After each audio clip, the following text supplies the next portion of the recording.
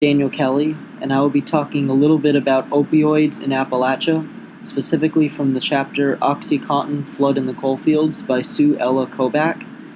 Many families in Appalachia have had to deal with the difficulties of opioid addiction or abuse. One notable person in this chapter that was killed because of opioids was Little Paul, who died early in life at the age of 27.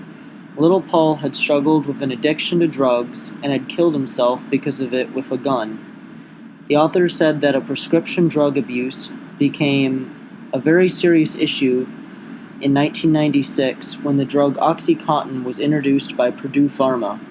Many people in Appalachia have been illegally smoking or inhaling this drug to get a heroin-like high. Purdue Pharma used heavily financed promotional and marketing campaigns to get doctors and physicians to give this drug to their patients. Purdue Pharma treated these doctors with free vacations in resort communities if they came to the pain management conference and gave doctors free starter vouchers and coupons for the drug Oxycontin.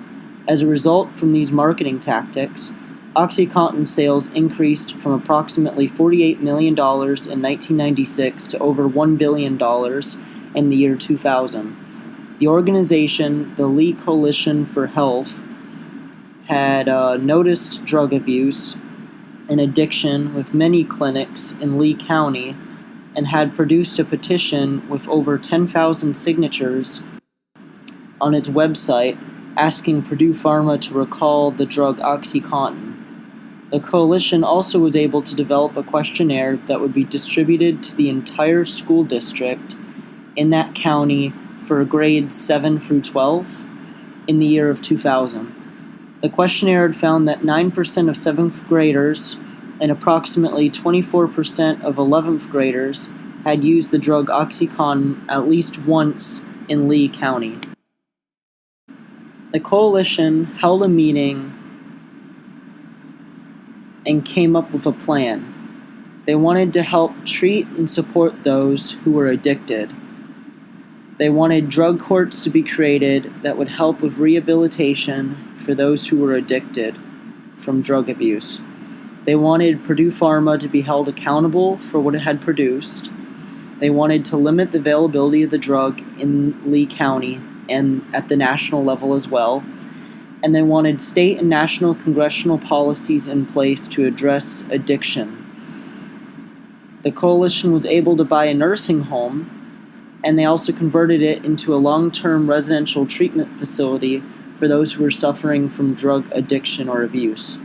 After getting the attention of Purdue Pharma and having a meeting with their public relations team and some top executives, a company representative said that the availability of the drug was not the issue, but the people who were affected through addiction were the problem, and that it was a major issue among poor folks. The company offered the coalition a bribe of approximately $100,000 that they could use to help those who were suffering with addiction, and the company said they would only do that and give them that bribe if they took down their website along with their petition that had garnered over 10,000 signatures.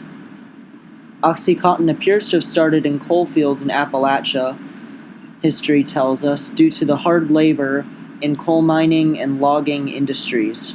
As workers got injured across Appalachia in those industries, workers were being prescribed with this addictive drug to limit the pain. The media was using stereotypes such as hillbilly heroin to describe to the nation how drug abuse was prevalent in mainly rural and poor areas such as the region of Appalachia, even though this issue has affected people of all classes across the country.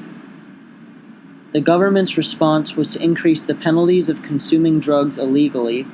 Law enforcement agencies were arresting doctors, physicians, addicts, and drug dealers in Lee County and across the country.